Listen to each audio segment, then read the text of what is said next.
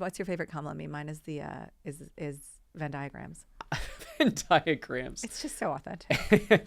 I really enjoy right? the. I think I love all the the context to which became before you unburdened. Yeah, this it's all and about that this. hand. I love that. I'm Ben Smith. I'm Nayeema Raza. And this is Mixed Signals from Semafor Media. Today we're going to talk about Kamala Harris and how she became cool again. We're going to discuss whether it will last, whether the press is coming for her, and when fact is better than fiction. For that last part, we're going to have the former executive producer of Veep and Succession, Frank Rich, on to join us. And it's fitting because this week is basically like a fusion, a mashup of Veep and Succession. Yeah, just as you say all these words, I can't believe we're here, honestly. Like, this has been the craziest week, month of our professional lives, I think. Of course, I think it has been. And that actually reminds me, we have to roll back the tape a little bit to, I think it's like 3.5 weeks ago, right after the debate, we taped. Do you remember? It was like Thursday at 11 p.m. ET. It was like 10,000 years ago. I have no memory. It was 10,000 years ago, a different presidential candidate ago. But we made some predictions about whether there would be another debate and whether that debate would be between Joe Biden and Donald Trump. You predicted there would be a second debate. Do you remember? Yeah, and I think I predicted it would be Biden. Yeah, and Max thought it would be Biden and Trump, but not a second debate. And you got it right? Well, let's hear. I'm going to have to take the craziest bet here, which is that there will be a second debate, but it will be between Donald Trump and somebody else. I love it. I love that kind of New York room, Nayeema. I'll take odds on this. Go breathe some fresh air. Go breathe some fresh air. Touch some grass, you said to me. So dismissive, and you were so right. I know. I feel like real failure of imagination by like my fellow self-satisfied members of the pundit class. Why do you think that is, that you couldn't see it coming? You know, because there's always wild nonsense speculation around presidential campaigns, and stuff like this never happens. Hasn't happened for 50 years. Part of it is like there's this big theory right now that the internet is becoming real life. And I think we might just be at the cusp of that, where this felt like internet to you, but it felt like real life to me. Well, it felt like scripted television, actually. Yeah. Well, we're going to talk about that some more. But it felt like people's fantasies sort of manifesting in a way. I think it just felt like people's heads had to be like dragged out of the sand. And if they weren't that Thursday night, then like you were, I don't know, sleeping on a different, you were basically Joe. I think very few had been excited before. Exactly. But there was just this sense of absolute doom, kind of death march set in. Anyways, Ben, you got to breathe some fresh air sometimes, you know? Maybe you got to breathe some fresh air. Well deserved. I've got to expand my imagination for politics. I mean, All that's right. the great lesson. Let's take a quick break. We'll be right back.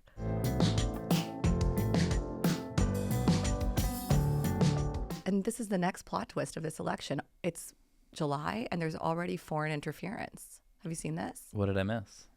The British singer Charlie XCX has like transformed the American elections landscape by declaring that Kamala is brat. I mean, this is obviously days ago, old news at this point, but Kamala has gone from cringe to cool. Yeah, kind of an incredible moment. All of the clips of Kamala that have kind of haunted her, of really since she got to Washington from California, of being a little wrong-footed, answering in word salad, saying sort of awkward, incomprehensible stuff, got reprocessed first by talking about how she loves Venn diagrams. I love Venn diagrams. I really do. I love Venn diagrams. It's just something about those three circles, and that's my favorite That's one. a pretty good one. I just found out it was a friend of mine that had done that video. All this stuff that at best it was kind of dorky and at worst was kind of incomprehensible, but got reprocessed first by just like editors on, people making edits on TikTok with Charlie XCX, who then embraced it. And has been sort of reprocessed as cool and actually kind of an amazing, and I think in the way of things that work in on the internet, genuinely organic transformation of Kamala that her paid team had been working so hard to make happen for a long time and had not happened. But did you know before this what brat was? I'm not going to attempt to explain it because I feel like this thing of old people trying to explain brat on broadcast is very bad. Do you want to explain brat? Do you relate? Is it by the way, like are you brat? Like, do you know the color of brat? It's chartreuse, and yes. Here you are. And your phone case is chartreuse. Yeah, Ben. that's why I got it. So you don't lose it. Is that why you got it? No, I actually thought it was going to be Semafor yellow and ordered from Amazon, and the color was wrong.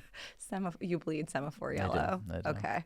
So brat basically is the reaction to the clean girl aesthetic. And like fashion always does this, right? Yeah. You went from quiet luxury to like mob wife style. And so all of a sudden that clean girl feminine icon is like being repurposed by Charlie's hit summer album. You know, the song is 365, the album is Brat, the color is chartreuse. And it's basically like a chick who says what she wants, does what she wants, says some dumb stuff sometimes, like doesn't really care what people think, is honest, is blunt, is whatever. You know, and I am like embodying it today. No, I this think is not an that's endorsement. genuinely your vibe, isn't it? It's general. Is it? Yeah, I To say some degree, yeah. Say some dumb stuff. You're a little sometimes. more, so you're a little bit more self-control.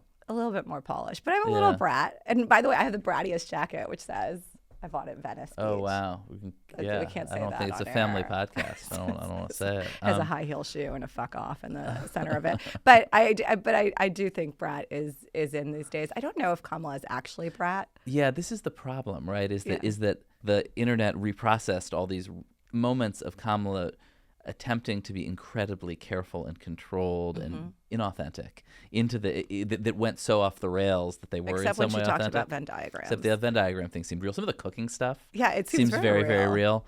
But her political performance, I mean, her problem has been that it's so cautious, so inauthentic. And I guess the question is, can she, like, in the next days catch up with this image of herself? I think that is the question. I want to talk about whether it will last in a second. But first, I just want to say, while she has become cool, the media has become really uncool. Like, I hope we did an okay job of describing that. But the number of CNN roundtables or others, I mean, we should just play a clip of one. This is Jake Tapper, Jamie Gengal, and, you know, poor Caitlin Collins, the youngest of the tribe, sitting there talking about Charlie XCX and what it means. Kamala has branded her Kamala HQ Twitter page with the same aesthetic of the album. That's another Gen Z word, aesthetic. It's even becoming a trend on TikTok. Special Gen Z correspondent Jamie Gengal, what can you tell us about? So first of all, just for my producer Elizabeth Stewart, who will spit out her coffee as I say this, I am supposed to say, that's brat. I mean, it's brutal. And there's a lot of, like, I called up my Gen Z producer. I mean, it's terrible. I know. You know what it reminds me of, actually? Do you remember back in the day when, like, the 2018 Facebook hearings, when Mark Zuckerberg showed up at Congress and, like, Montana Senator Roy Blunt was asking him questions about his, like, his son loves Instagram, and do you remember that? When I sent my business cards down to be printed, they came back from the Senate print shop with the message that was the first business card they'd ever printed a Facebook address on.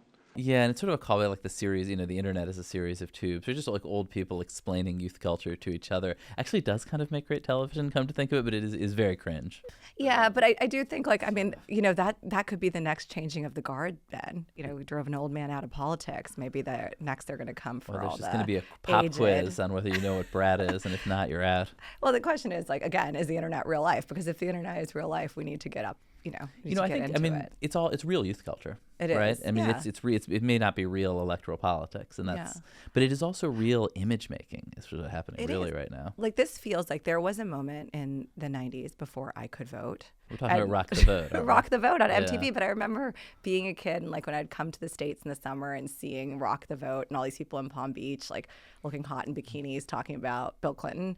It kind of feels like we're in that moment again. And then Obama, again, had that on Facebook. Did you remember Obama Girl? No. There was a song called Crush on Obama. Only one girl had a crush. It was a more broadcast era. But no, it was a very widely viewed, I would believe it was a YouTube video. 'Cause I got a crush on Obama. Can't wait till 2008. Baby, you're the best candidate. I like it when you get hot on Hillary in debate. Won't you wait? Can you reprise the role if you never had it? I think that's, I don't know. It's between me and Michelle. That's really between, yes, exactly. Okay, but how long do we think this will last? I mean, we were talking about this the other day with Max Tani, and he was like, now the reporters are starting to kick into the story, and it'll just be a matter of time until the press cycle moves in. What do you think? I mean, certainly, like, there's been a wave of really positive press of her too, partly because she's sort of been hidden away, and it's like, who is this person? We're reintroducing her. But right now she has this, like, this incredibly hot cultural thing that is challenging, I think, for her to become. But she's trying to keep it in the air. And the question with these presidential campaigns, I mean, there's 100-some days. Yeah. Like, how many of those days can be good days? And if yesterday was, she'll try to make tomorrow. And like, and I think it's, to some degree, in her hands, but also an incredibly difficult feat to keep this momentum. Yeah, I think she's like an editor. It's an editorial conversation where like this content is being made and it's about picking up on it, moving fast enough and leaning into it. And I tend to think, do you think she will or will not last for 100 days? You got to take a bet. Well, I mean, the question Don't be wrong is, again, no, Ben. I mean, I think no more predictions. Come on, Jesus. Ben. But the question is like, how do you take that cultural energy of Brat and in a interview with Lester Holt about what you stand for in the Israel-Palestine conflict, take that like not make word salad. What's the Brat answer to that one? That I think will be the question. She has been in hiding, but she's come out ahead of abortion. People haven't forgotten her on the border, but they have come to know her in a different way on this issue. Where at that moment where she was at the rally and she says, and when Congress passes a law to restore reproductive freedoms as President of the United States, I will sign it into law. That's like a very remarkable visual moment. She's giving you like a future to believe in. And I think that this is the physics principle, like the act of observing something changes the thing that's being observed. Is it Schrodinger's cat? I think she's getting more confident. Like this is going to make her better. Like the positive press can make you better. And I think 100 days is not long. So. It's not that long. And I think there's some chance that she keeps the momentum. I agree. Right. She navigated, I mean, talk about dexterity, like, and talk about a messy situation. Yeah. The last 3 weeks of, is Joe Biden going to quit? Yeah. She obviously wants it, but she has to stand by him, but not too close. And she really navigated that. And I think part of the reason that there was this huge bandwagon effect, which Democrats may live to regret, of getting behind her was because she'd really navigated just a genuinely messy, complicated political situation. She was perfectly. elegant. And she's just good on stage. She really does. She is young, much younger than these guys, and she's different. How old is she? 59. 59 is young. I mean, that's great. 59 is young. I got decades, Ben. We all do. Thank you. I mean, we've reset the whole clock here. It's great. But how do you translate that into spontaneous situations, which she has not been in? But like the places she fell down, the reason that she withdrew from the public eye was she just botched an interview about the border so badly that she stopped giving interviews. And she's going to have to be out there in spontaneous situations, interviews, debates. She's been great at that in her life. She's a prosecutor. She can obviously handle these things on her feet. And the other thing that I think people forget, she's been in the White House for 4 years. Yeah. All the things that she didn't know about national politics, because by the way, she did sort of fall out of a coconut tree, which was California, not long ago. She now knows. She's been in the White House. And so I think, she's a different figure than she was 4 years ago. You really think this is going to last? I think so. And I think it comes down to like, one, Kamala gives good meme, right? She just gives good meme. And we live in a meme world where we have meme stocks, meme coins, including one like a meme stock from Donald Trump, which is Truth Social, a meme coin from Donald Trump, the DJT coin. And we basically have a meme presidency in Donald Trump. And I think she gives better meme. So there's that. And then the second part of it is like every time, and this cuts to the Teflon of it all, when she is served attacks, her machinery around her, like the same machinery that so quickly rebranded Harris Biden HQ to Brat HQ, is going to seize on that and just push it to the culture. And so are all of these women who are so online. Like you see this right now with the 2021 childless cat lady comments from J.D. Vance. We're effectively run in this country via the Democrats, via our corporate oligarchs, by a bunch of childless cat ladies who are miserable at their own lives and the choices that they've made. And so they want to make the rest of the country miserable too. And it's just a basic fact. You look at Kamala Harris, Pete Buttigieg, AOC, the entire future of the Democrats is controlled by people without children. Yeah, it's part of his broader theory of the world where people with more kids should get more votes. It's like, it's this whole pronatalist. We've talked about gender roles. Like, it is alarming to women. And I think people are going to dig out these kinds of attacks from 3 years ago. Oh, and I also should say, like, completely ridiculous to call Kamala Harris, who is a stepmother of two people, a childless woman, or Pete Buttigieg, a childless cat lady. When in fact, I don't think he has a cat. I don't think he's a lady. And not a cat, unwise. Not a lady, and not childless, adopted. Seems unwise to go around calling people names when you're trying to get their votes. We have seen Kamala Harris on the offensive in media as a prosecutor. I mean, those are the kind of strongest clips of her interrogating people in Senate. But we haven't seen her on the defensive. Women sometimes look weak, right? They look defensive. And it's just ammunition for her. Like her being on the defensive all of a sudden looks good, looks cool. I mean, I guess I think that like you have a idea of her that is very appealing, and it's been almost with very little input from her, because the meme is composed of terrible gaffes she made that almost ruined her career that have been repackaged. And I think it's now, can she actually be the person that you're describing?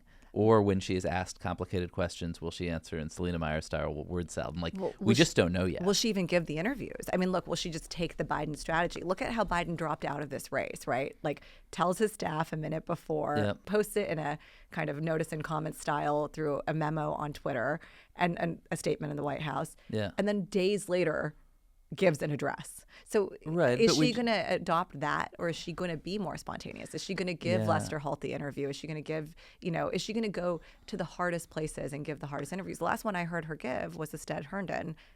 It wasn't that good. It didn't go well. Yeah, and I think that's the question. Like, I don't think she can hide herself away. I think partly because Biden was unable to give interviews, and because she really screwed up a bunch of interviews in the vice presidency. There's going to be this question. She's going to have to prove that she can do the thing, but that's a huge opportunity, and she's obviously a very smart, experienced politician. And I think 100 days, you can maybe... Yeah, a lot of different... I agree. And you're really talking about like 60 till people start voting, right? Yeah, so maybe you actually don't have to be who you are. You can just sort of surf on the memes for a couple of days. Yeah. We'll see. One thing's for sure, J.D. Vance and Kamala Harris are both selling streamers again because, Veep is taken off. We're going to talk to Frank Rich about that in a minute when we come back. And Hillbilly Elegy, didn't pop in 2020, very bad reviews, but now top 10 on Netflix. Yeah. Thank you, J.D. Vance. Thank you, J.D. Vance. Let's take a quick break and we'll be right back.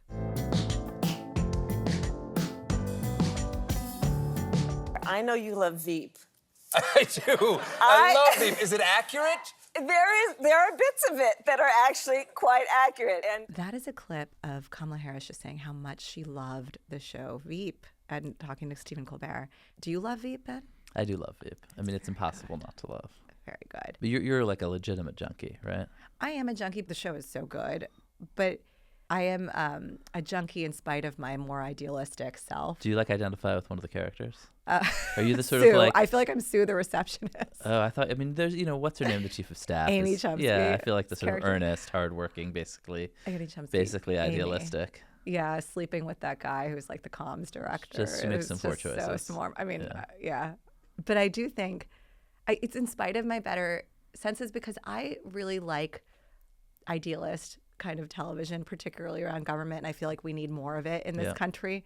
I really liked West Wing. Yeah, you're a West Wing kid, I'm a West Wing kid. Yeah, I really liked it. And so when I started watching Veep, I'm like, I love Julia Louis-Dreyfus, but I don't like the dislike of government in the United States. And then I ended up just joyously watching Veep, probably more than once. So it's more a guilty pleasure for you? It's a guilty pleasure. It's just a fantastic show of, if anyone has not seen it, it is basically a bunch of kind of mindless Muppets running around trying to bear hug the second in command who has no virtual power to get closer to her lack of virtual power and somehow succeeding in spite of themselves. And I think that it was just great television. Yeah, it's a fabulous show. And real Washington in a way too. Yeah, and kind of genius. The sort of the everyone moths to the flame of power even when it's kind of fake power. Yes. You will cling on to it. And that is what happens in this show. But also just genius writing, genius creativity. The fact that you never see the president when Selena is Veep. You as an audience are relegated to this world of inconsequence. Yes, the sort of second tier bubble in the across the street in the OEOB. Exactly, and you have no idea of what's going on there, and yet it is a circus. But today we're going to have on one of the executive producers of that show, Frank Rich, someone who I mean, Frank's really one of the legendary media careers. He was, wrote about politics, wrote about all sorts of stuff as a young journalist, but when I sort of came to know him was the theater critic for the New York Times, which is this incredibly powerful New York job. Give us some timelines. But in the 90s, he was the guy who could open or basically close a show if he didn't like it, or it would run for years if Frank Rich liked it, and gave up that to become a columnist writing about politics in New York Magazine and culture, and then left that role to vanish into Hollywood and kind of emerge with a couple of the really great, the absolute great pieces of the golden age of television, being Veep and Succession, which he executive produced for HBO. And just, very unusual, genuinely astute, knowledgeable observer, both of real politics and of the arts, and just incredible character. Perfect credentials to get to where he is, which is totally. op-ed columnist, writer, theater critic, observer for so long. You told me he was what, the butcher of Broadway? Yeah, when I literally first met him was when his 7-year-old son came over for a play date with my little sister, and this very nice Upper West Side dad, dropped her off, and I was home and sort of collected her. How old were you? I was, I must have been 14, and then I told my parents that Frank Rich had come by, and they were like, "Oh my God, like he's legendary, he's feared, he's the butcher of Broadway." Yeah, so I'm not sure that's like a sobriquet he really loves. And it was a long time ago. Yeah. Should we be afraid of Frank Rich? No, I mean, when I am hard up for ideas about what to write about media and just, need a column, I often call Frank and say, "Hey, what's on your mind?" He's just a very incredible range, actually, as sort of an observer. And still writes for New York Magazine. Oh, well, I'm very excited to meet him. I'm a big fan of his work. Let's have on Frank Rich. Welcome, Frank. Thank you. Nice to be here. Yeah, thanks for joining us. It's good to see you. Good to see you. In another life, you were a theater critic. And I wonder what would be your quick review of the last month of this presidential race as a piece of drama. It's insane, isn't it? First of all, it almost would have to be cinematic because I don't know how this would even work on the stage. There's so many events, so many locations, things happening with so little warning. You couldn't develop a scene.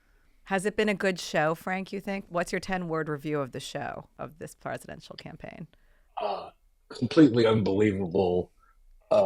Cardboard characters, unmotivated story events, pretty bad direction. Get that Trump speech down, for heaven's sakes. These are good notes. 90 minutes of gibberish is a bridge too far. So yeah, I think it would have, script notes on this would be extreme. But it's a must-watch, right? Must-watch. Oh, yeah. It's watching it at various times. A train wreck, a tornado. Sometimes literally a tornado has played a sub-role. And sometimes a rocket ship. Kamala feels like a rocket ship right now. Yes, and that's one of the really unexpected, to me, plot events. The one thing I never predicted, I didn't predict any of it really, but the one thing that really was a surprise is that the Democrats could get their act together in 2 minutes and that she would take off like a rocket. That's so unlike the Democratic Party. It was almost like, is there some other thing going on here we don't know about? Maybe they'll live to regret it. I'm not sure. We were just discussing, Ben and I, before this, how Kamala just shifted from cringe to cool very quickly in the culture. Mm-hmm. And one of the things is in 2022, The Daily Show did a mashup of Selena Meyer versus Kamala Harris. And it had a very different valence then. Let's play a clip. Talking about the significance of the passage of time, right? The significance of the passage of time. So when you think about it, there is great significance to the passage of time. Whatever we have in store cannot be known. The past was once the future.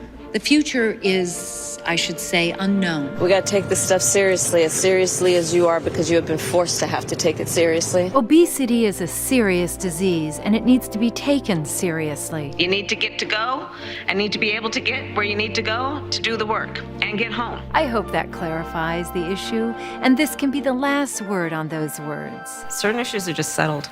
Clearly we're not. No, that's right. And that's why I do believe that we are living, sadly, in real unsettled times.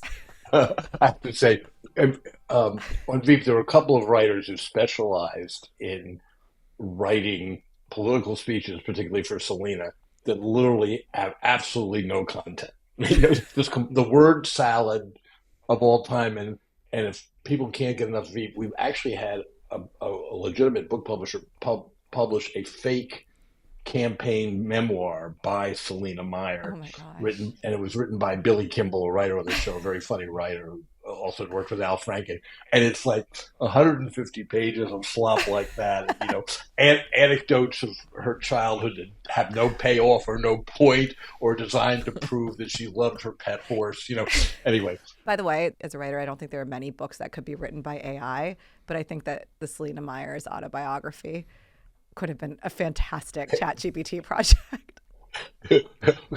Completely. That's a great point. And by the way, Kamala Harris, when we were writing Veep didn't exist as a Right. national political personality. So this was all based on everyone else. And then, there's a little bit often when Veep has been sort of weaponized through the years, it's been often aimed at female politicians. It was true of Hillary too.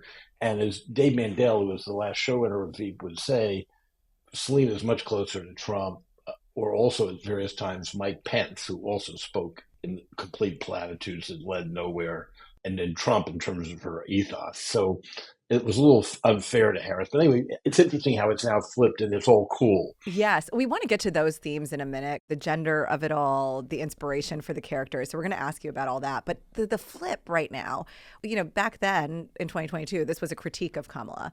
Now Veep is weirdly become an endorsement of her in this new kind of Kamala is brat culture. So what do you attribute that to? Is it escapism? Is it the devolution of our politics? Is it some kind of evolution or reclaiming of our culture? What is the flip?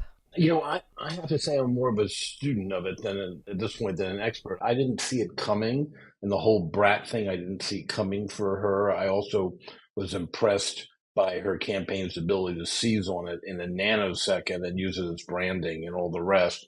But I don't know. I honestly don't know. And I think, frankly, part of it is it's a younger generation than I am, and I'm probably not the right person to ask.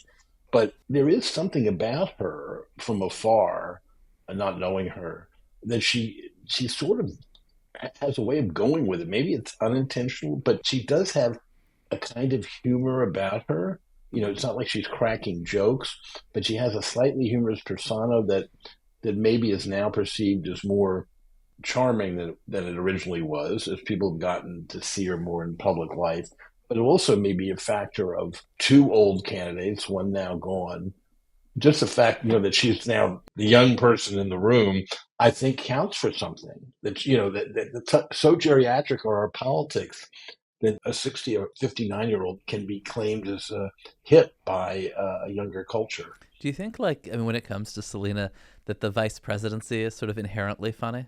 Vice presidency has always been funny, and it's had a history even in satirical comedy dating back, almost a century. I mean, there was a musical by Kaufman and Hart and I think the Gershwins on Broadway in the early 30s that won the Pulitzer Prize called Of the I Sing, and the vice president was a complete buffoon in it, made fun of the musical numbers. So it's a staple of American culture. It's always been there. Veep, which was conceived, by the way, by an Englishman, Armando Iannucci, just went for the mother load on it.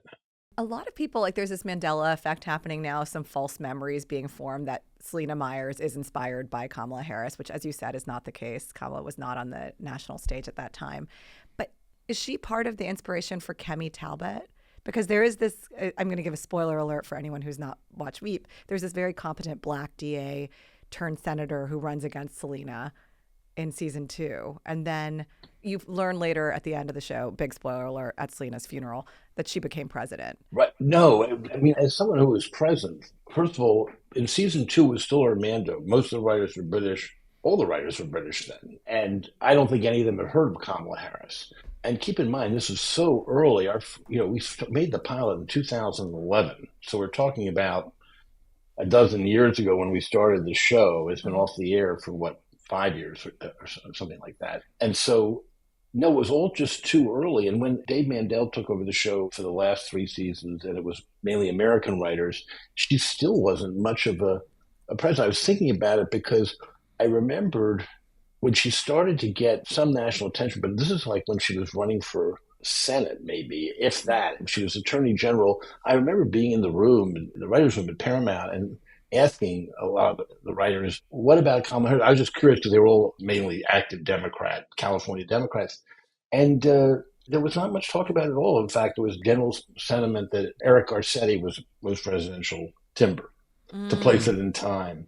So there have been a couple of politicians that have, over time, without being specific, because some of them are still in office, but there are people who've been around a lot longer that we thought of. But no, she just wasn't a factor. So it's coincidence You invented her. I mean, did you talk to or, any of the folks who had been in or around these roles, to Cheney or Palin, or I guess, since Hillary Clinton feels like she lived in that world a bit, Al Gore? I mean, were you calling them up? I know that Julia, at the very beginning, reached out to Al Gore, who, of course, is the person you want the go-to person for any kind of comedy. Being facetious. We definitely reached out to certain kinds of people in Washington, and even at one point spent a week in Washington meeting people, but it was not politicians. It was staffers. We were really interested in staffers, political strategists. We reached out to, at one point, Ben Ginsburg, the now back in the news, the Republican election lawyer when we had a tied election, but not really politicians, because I think we got the sense that any politician would put in a performance for us and would be useless. We just get the image. The one politician who did come, and I unfortunately missed it because I was working, it was a week when I was on Succession, was Mitt Romney. Came and spent a day or a long lunch in the writer's room and brought his wife and charmed the hell out of everyone. Everyone just loved him, which was, it's not the politics of the room, but he was apparently quite funny and charming. But I can't say that you really see any of it. Was late in the day on Veep, but I don't think you see anything resembling Mitt Romney in Veep at all. It's funny because you often hear the female comparisons, and you talked about this before. Like when Veep is weaponized, it's often weaponized against female politicians. And of course, like women in politics, they have to walk such a fine line. They have to be approachable, but not ridiculous. They have to be powerful, but somehow warm, friendly, but not flirtatious, not too feminine, but not at all masculine. And you play with this in Veep. There's actually a great clip of Selena Meyer talking about being a woman. Well, the Post actually wants to know if you've changed your stance on abortion, R.E. voted. Yeah. So you could say, as a woman, I believe No. I can't identify myself as a woman. People can't know that. Men hate that. And women who hate women hate that, which I believe is most women. Don't you agree with that? Yes, Amy? and ma'am, we should really... Pretty genius. Is there something about the performance of politics from women that is so easily satirized? Armando's original concept of Veep was someone who's the second most powerful person in the world who has literally no power. And that kind of secondary status of a vice president has fit the secondary status of women, sadly, in American politics. That they always have to, as you just said, they can't be too feminine, they can't be too funny, they can't be this, they can't be that. I think that's beginning to change, and this election cycle may well change it further. But that secondary status, it fits in with being a Veep, sadly. And so it's very, very much something on our mind, on writers' minds, the show, and also on Julia Louis-Dreyfus's mind. She loved this kind of material because she'd also dealt with it in real life in Hollywood, even as a successful actor. Could Veep have been a man? Yes, it could have been, but that's an interesting question. But it was never discussed. It was always a woman. And probably in part for the reason I said, it accentuates the comedy even more when it's a woman who has to fight like hell to get anywhere anyway in Washington. And again, keep in mind, the show was conceived 5 years, a little more than 5 years before Hillary Clinton ran for president. Do you think, does J.D. Vance have comic potential? Oh, yes. Yeah, I actually worked on a show that didn't happen. It wasn't a comedy, but a couple of years ago, where he was already, after a hillbilly elegy, already a version of him was a much mocked character. No one would have recognized the character wasn't in politics, but he was sort of a little Peter Thiel-like with J.D. Vance stirred in. Yeah, he's already showing that potential. I think the guy comes across as such a loser. Everyone's saying he's this great politician. He's so great in the stump. His speech at the convention was completely tepid. He seems to have I'm not even talking about his views, which are also, in my view, lamentable, to put it mildly. He was terrible on the stump so far. He's subservient to Trump. He keeps stepping into it.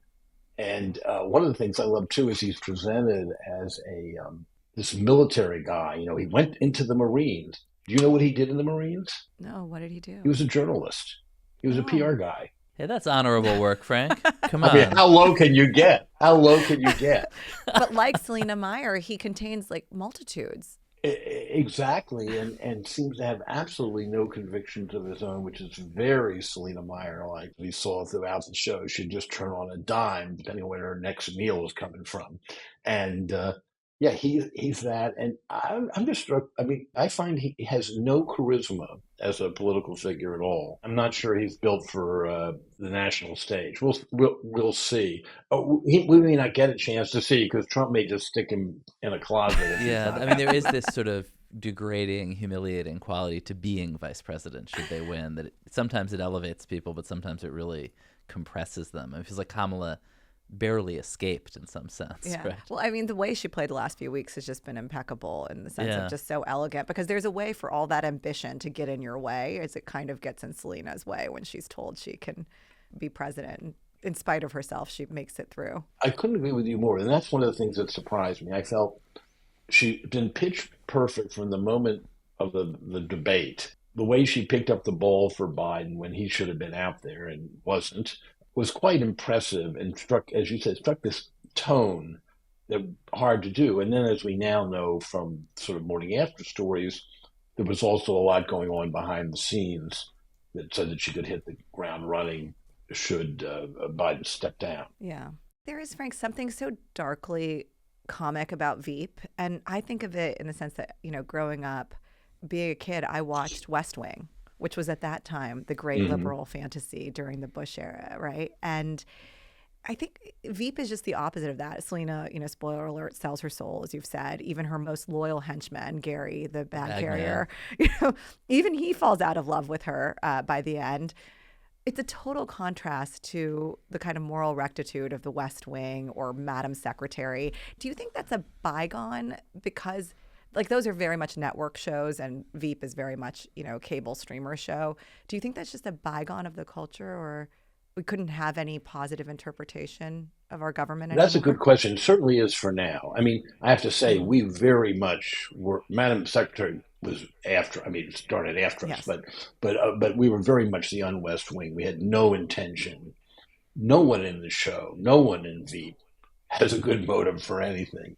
I think, you know, culture does shift, and there have been periods, you know, there was Mr. Smith Goes to Washington, you know, between the wars and around the New Deal, and you know, there was some idealism, and then you think of what happened in the 60s, it was a completely different cycle, and you know, and also there was before that the Manchurian Candidate, which was still during the Cold War, and then it shifted, you know, to warm and cuddly again. It shifted back, and Veep may have well been a leader in that. It wasn't alone, I don't think. But it could shift again, but probably not fast. I mean, it's going to take a while. I wouldn't want to go out and pitch, you know, the Ted Lasso of politics now. If not Ted Lasso, have you ever thought about or put your hand to writing something inspiring, idealistic about politics, or is that outside your range? Or you know something? I'll tell you very honestly. I grew up in Washington. I was not in a political family, but I grew up in the city of Washington. My stepfather was what you'd now call a K Street lawyer. He was a fixer for corporations, and so very, very cynical about politics. And the other thing about growing up in Washington when I did was you'd see all these school groups come buses, and they'd visit the Capitol and the White House and all that. And yet it was a city that was, at that time, particularly a lot of poverty, people living in alleys. It was such a contrast between the official sets of Washington and what was actually like to live in that city. So I guess it is out of my range. I always saw what was going on behind the scenes in some way, long before I thought of being a journalist. So it was inculcated me at a very young age. Well, we'll ask you to color outside the lines a little bit maybe then for this last question. But what is the most earnest, West Wingy interpretation of Biden's actions in stepping down? And then I'll ask you for the more pragmatic VP take. The earnest interpretation is of course, he did it for the good of the country. He saw he couldn't win. He believes in the values that he was preaching as president and as a candidate, and wanted to further them, and felt as vice president was the person who could carry it forward. So that's what I think a lot of people, certainly people around him, are saying that is the Earnest version, I think. Do you agree? Mm-hmm. Yeah, and I think that's the Earnest version. I think the question is if you buy it, and that's certainly, by the way, the version that you're seeing out there with the Washington Post and New York Times. You know, you're seeing a lot of op-eds and ads running the Brave Act. Yeah, and of course, one of the fascinating turns is to see the press turn on a dime. My feeling is he obviously didn't want to go. I felt that even came through last night in his address, that people got through to him and convinced him that there's no way he could win, that finally people penetrated that inner circle and showed him hard data. And he was smart enough and I think sentient enough to realize better to go out with dignity and do the right thing for my party and the right thing to try to bring down Trump. I think the Kamala part of it, I'm not sure what the real version is. I don't know. I'm willing to believe they had a good relationship. I honestly don't know. It wasn't conspicuously bad like some relationships between presidents and vice presidents have been, like, you know, Kennedy and Johnson, or even, you know, Trump and Pence. But he convinced himself what the right thing was, and it turns out politically it seems to have been the right call for now. We were talking before about whether can she keep this ball in the air? Can she keep this going in this cultural moment that she somehow happened into? What do you think? I don't know. I think one thing that's going to help her is that Trump really isn't campaigning, and she now seems fresh. I think that's the thing people forget. Like, campaigns are about that, getting to know the candidate as well. And there's a curiosity. I mean, forget the age thing and everything else. There's just a curiosity about Kamala that will sustain. It's like you keep watching because you don't yet know the answer, versus with Trump, you kind of know the answer. And so I think that works in her favor. I agree. And I think, you know, I've heard the story of her childhood and her parents, and, you know, and I've covered politics and I follow politics, but I'm a little sketchy on it. I'm happy to hear it again. It's a new story. And the Trump story, partially because of Trump himself, we just know it by heart, and it never changes. Maybe people will watch it the way they're watching Veep. Just stay glued to their screens. They'll be in the hero position for time to come. Maybe so, and maybe she can be, you know, intentionally funny. We'll see. That is the test. That's the test. There's so many things we don't know. What is the convention going to be? The show business component of it, too, really interests me, because we went through the George Clooney moment and all of that. Now everyone's on board, including George Clooney. And how's that going to play out? What's Taylor Swift going to do? There's so many interesting who's she going to interact with. Yeah. And that all of it's going to drive Trump nuts. That's the thing. The other thing that she has going for her is a woman of color. He can't help himself. He cannot help himself. Especially as JD Vance is selling milk toast. I'm going to call him JD Toast. Yeah. I mean, also, JD Vance is really helping by saying that, you know, women who don't have children are worthless, and gay men who don't have children, you know. So it's going to be interesting. Aren't you riveted by it all? Yeah, totally. Riveted. Yeah, we'll wrap there. But I do think, by the way, the VP interpretation of the Kamala of it all, it's, if in success, minting the first Black female president of the United States helps you make history too. Like, it bonifies your legacy, I guess. And leaving Veep out of it, it would be a good thing in general, I think. So, and look, and if that happens, that might, to answer your previous question, turn the culture around again. Now, maybe you can believe in West Wing again. Yeah. Oh, God, we're going to have to watch a bunch of, like, sappy, heroic president movies again. Oh, God. Look, at least we won't have to watch the episode that Aaron Sorkin wrote last week of the Mitt Romney. Democrats nominating Mitt Romney. Yeah. That was bizarre. One plot twist, too outlandish. Yeah. Short-lived. He did have to quickly retract via Melina's Twitter account, but idiotic. It was ridiculous. Totally out of touch, right? Yeah. All right. Thank you so much, Frank, for being with us. It's nice this to see is you. great. Great to talk to you. Great to see you both. And thank you. And do it again, I hope.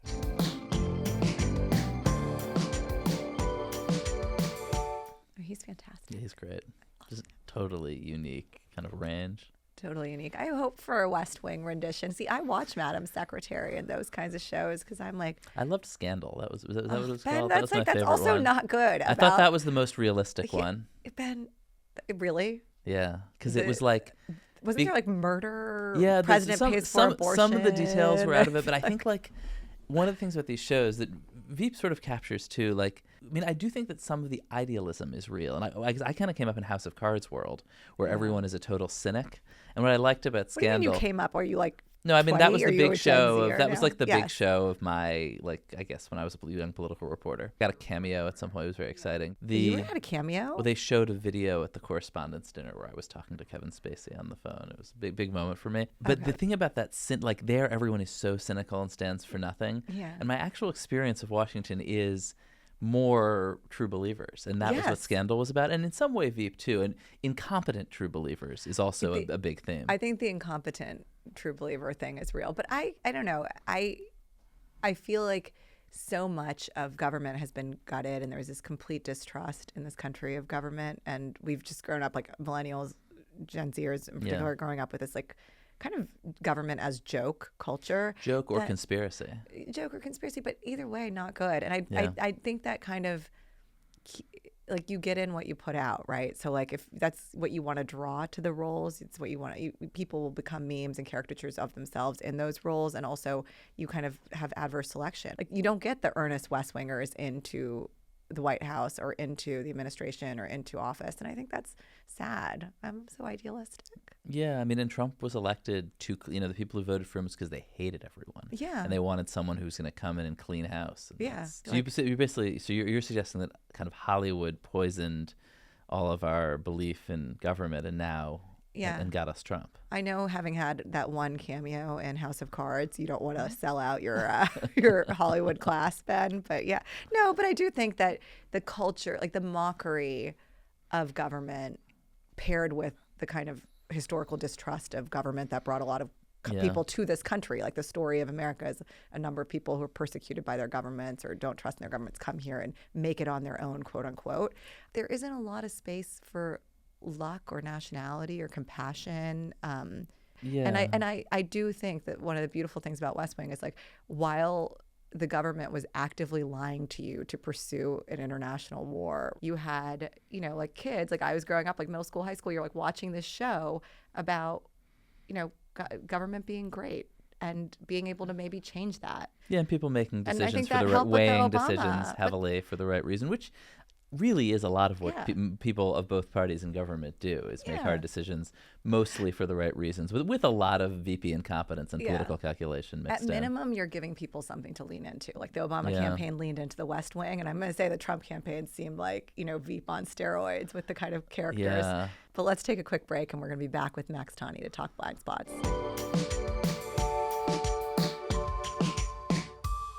This week on our branded segment from Think with Google, we're talking with Google VP of Marketing Josh Spanier about the lessons marketers learn from political campaigns and why campaigns can take bigger risks than brands. This has been called the year of elections, with 2 billion people voting. Of course, we have the U.S. election in November.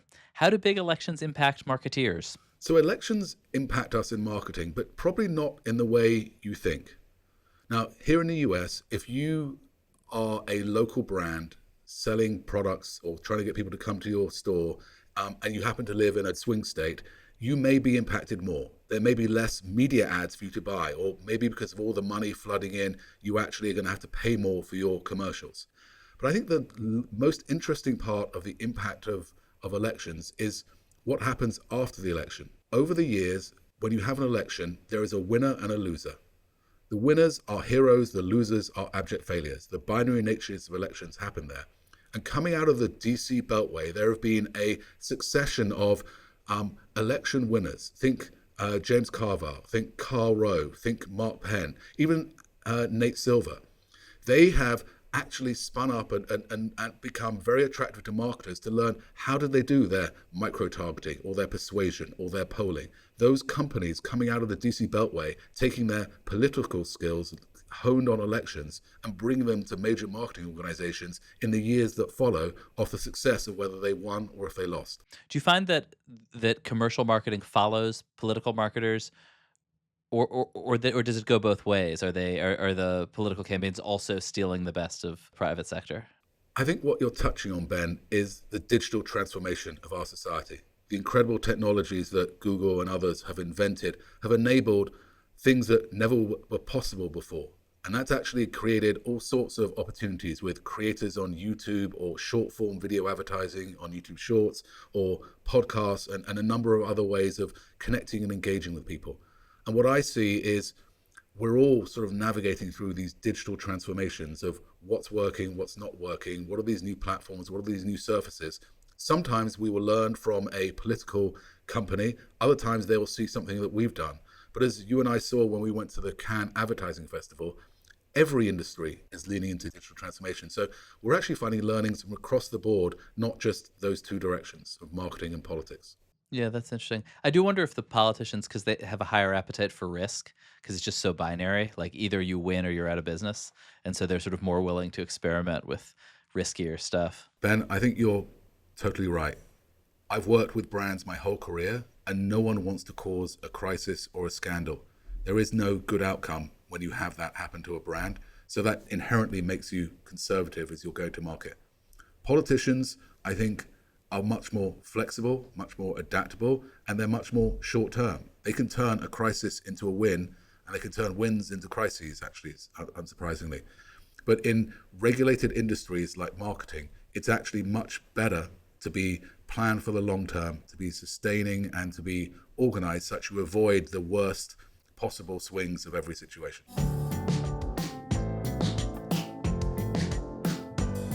Back in the studio, Max Tani here with us. I'm here. The only person not in chartreuse. Yeah, that's true. I don't. The chartreuse memo. I don't really, it's not. I'm colorblind, so I'm not really about whatever color. People are like, brat, it's green. Yeah. Like, okay. Are you just saying you're colorblind is sort of a sensitivity thing, or what? Are you colorblind? No, you're colorblind in a political sense. No, but I do think that it's interesting. Ben, you are technically my boss, and you're making a joke about my genetic disability. Yeah, I was gonna say. So it's interesting. I'm just pointing it out. We should not only strike this, but erase it from the recording. But the technical term for what you're describing is post-color. Right. Post-color. Right. That's what I was going for. I don't see color or post-color. This is the disability joke I was trying to make. Yeah. Sorry, Max. It's interesting. All right. Well, let's move on before we have HR issues. So one of the blind spots this week for conservatives or whoever really is, the RFK voter. I can't really tell exactly where that person exists on the political spectrum. The middle of the road anti-vaxxer, I think. Yeah, which. Yeah. I think that's right wing at this point, right? So if he is elected president, RFK Jr. plans to create, quote, wellness farms where people will spend 3 or 4 years harvesting organic vegetables to cure their addiction to antidepressants and ADHD meds. This is according to Mother Jones, who reported this week that during an event that was billed as a Latino town hall, RFK unveiled his plan to overhaul addiction treatment programs. And here's what he said.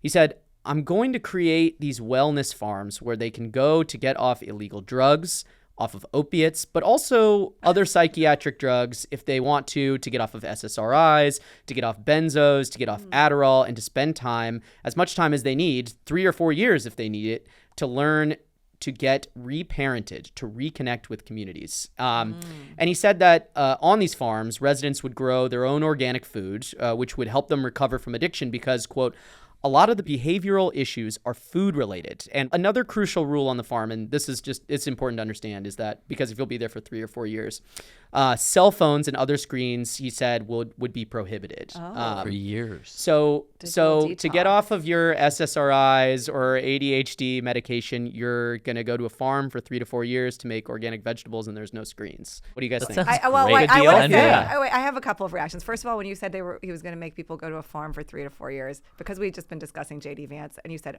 to harvest, I thought you were going to say their eggs for procreation. See, I thought you said organs. We were each auto-completing that sentence. You thought organs, I thought eggs. No, this is a classic traditional farm. You're going to grow some vegetables and some fruits, and you'll be there. He's really tapping into like the beauty and wellness culture that has just taken over our society and the anti-screen moment of Jonathan Haidt. Is he tapping into anything? No, he's tapping into something. This is guys. This is classic old school granola stuff. This is like you guys are putting like modern frames. Like this is the most classic old school hippie granola. This is the crunchy to granola axis. Yeah, we talked about raw this. milk. We right, talked about raw it milk before. is another one. But there is a kind of cultural obsession with wellness that's happened. Like I think one could argue like the amount of wellness and self-help books have made us an even more navel-gazing, less kind of communal society. But this is making a community of and that there's kind a of backlash culture. to therapy, a backlash to SSRIs, a backlash to like a lot of psychological treatment. That it's also a big part of Scientology. I really think that mostly this is just a new frame for something that's existed for a long time. I mean, I'm sure you guys were kind of around when there was like the woofing thing. Do people still do that? That was like a big thing when I was in college, which was like, it was basically like an early version of Airbnb. This is how it was described to me in college, is people would go and like stay on a farm and do some work in exchange for being able to stay in some place. A few of my friends did it during college. Cult, is that the word for that? Cult? No, but how is this going to be funded? Like who's going to pay for this? So actually, you know what? He did say that the way that it was going to be funded was based off of taxes on legalized marijuana. That was the way that he was going to pay for this is a real plan. This is a policy position. So to me, I kind of think that this sounds pretty great besides the timeline. Like to me, it's really more of, I could do this for 3 weeks, maybe even like 3 months. That sounds great. It sounds like a vacation. But like 3 or 4 years, no screens to get off of SSRIs. Like I think at some point, if I'm there for 3 years and I haven't done it, like I'm good to go. They're not going to keep you there against your will. I'm just like, instead of going to the Mandarin Oriental Spa, I'm going here for the taxpayer-funded 1 week digital detox with organic kombucha. I mean, it is a real. The Soviets had great sanatoriums. I mean, that was a real thing that workers could get shipped off to a big hotel on the seaside and recover. I mean, it's strange that it has this right-wing coding because, as you say, it comes out of a real left-wing tradition. Progressive. And that's big government. But I think weirdly, like, this is kind of an incentive to do SSRI so you can go on holiday and eat organic kombucha. Yeah, what do I have to do? Do salads. I have to prove that's true? Do I have to prove that I've taken something like that? I mean, I don't think he's going to be president, but something's going to happen with that strand of politics that he embodies. The whole thing doesn't sound particularly that bad, and it's honestly not that far away from like these volunteer programs. Like, didn't Obama have that volunteer program? Sure. Yeah, maybe he's campaigning for HUD secretary under Trump administration. Well, that was actually what he wanted, right? He was basically like, I want to trade. He wanted Health and Human Services. He wanted Health and Human Services. Health and Human Services plus Airbnb HUD. Trump, to his credit, was kind of like, no. Well, what is the other blind spot, Max? Well, the other blind spot, this is a bit of a stretch, I have to kind of admit that, which is, for all the non-conservative readers of the Wall Street Journal who may have missed the story, the Journal this week reported that stealth shopping is on the rise. The Journal basically said that according to a survey last year, nearly 2/3 of people who live with a spouse or significant other hid a purchase from their partner over the last year. A quarter of them hid a clothing purchase, and 1 in 10 manipulated financial records to conceal their spending. Manipulated financial records? Yes. Their spouse or partner? So basically, the Journal interviewed a clinical psychologist who said that she had seen a jump in stealth shopping in recent years, which was fueled by what she attributed to the rise of influencers. Quote, when you see someone online pushing something, you feel more pressure to buy it, even if you can't afford it. So have you guys done any stealth shopping recently? Do you have this kind of guilt around shopping or shame or any sort of accountability? No, all my shopping is in like, shameless display, including to like whoever my partner might be in the moment. But I guess if you share finances, maybe there's some kind of different. Yeah, I definitely. I mean, Did you stealth buy that phone cover? No, I've never like had the sort of energy to hide a purchase, but but definitely like impulse purchase books in particular, and then feel like, Leanna's gonna see it and be like, "What are you doing? You're never gonna read that." It's small things, but like, and I think if I had the sort of wherewithal / if I like could buy it in cash and not be judged in that way, I would prefer to stealth shop. You're stealth shopping books that Leanna those are my impulse worried purchases. You're not going to read. That's not really so wholesome. They don't talk about anybody having a problem stealth shopping books in this article. I think that like 1 out of 10 who are hiding their expenses. I want to know what percentage of that is OnlyFans and Ashley Madison. Like, are those considered purchases? I think that's a pretty traditional stealth form form of commerce. No, but I do think that this is a real thing. I mean, I know that in my life, like, I think my girlfriend is appalled by the amount of online shopping I do. I actually have the opposite reaction to Instagram and social media, where like there's so much pushing of stuff, like constantly seeing ads for like these flat shoes that become heels that become flats, like kind of interesting. Ingestible beauty, Like I just I'm not interested in consuming any of it. It makes me actually like want to be more of a naturalist. Yeah, no, I definitely feel that way about in particular Instagram. I actually think that this is one of the things that kind of cheapens their ads. Is if something is being served to me relentlessly, I'm like, this is obviously not something that I want to seek out because it's constantly kind of finding me. But at the same time, I really do understand this idea that people have guilt over the amount of time that they spend shopping now, because I actually think the ads and the targeting have gotten so good. And they've gotten so good at following you around forever. So I understand people feeling like they have a little bit of shame about the amount of shopping that they're doing. You got to do some SSRIs. Get to that far where you cannot shop anymore. Does the shopping addiction qualify me? The subsidized. I think the shopping addiction qualifies me to go live on the farm. I think Blindspot A could kind of cure Blindspot 2, which could feed you into Blindspot A. This is. But I need to. But I'll need to buy some new clothes for the farm. Like first, so I look good on there, and I've got the appropriate. What are you stuff. thinking? I've actually got some good gardening shoes, some good gardening clogs that like I got a few years ago. I have a whole camping outfit I bought for like one camping trip. It's in great. Montana. Yeah, exactly. So I'll need to do that first. Before we go, should we do a predictions round, because it turned out so well for Ben last time? Absolutely. Why don't we do predictions for Veep, who's going to be Kamala Harris's vice presidential pick? I think she historically plays it safe, and I think the safest pick is probably Mark Kelly, the former astronaut, senator from Arizona. Kind of checks a lot of boxes. Gifford's husband. Gabby Gifford's husband, yeah. Although I think like we're going to come out of this moment in which Democrats are like totally high on their own supply and feel like they're winning. Yeah. And she's going to look at polling that will either say, she could win, play it safe. Yeah. Or we'll say she's totally screwed. She's got to do like a Sarah Palin like Hail Mary pick. And I think that'll be clear in a couple of weeks. It's just not clear now. Got it.